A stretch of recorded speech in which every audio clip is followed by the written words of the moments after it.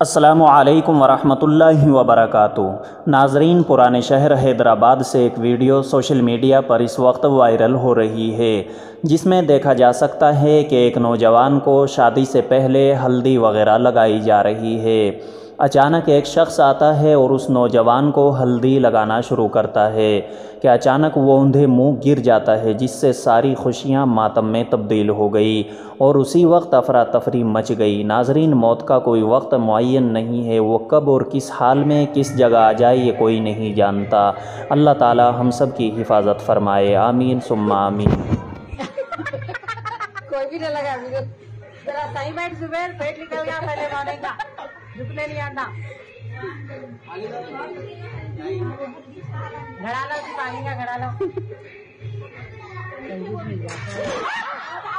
ये रब्बा ने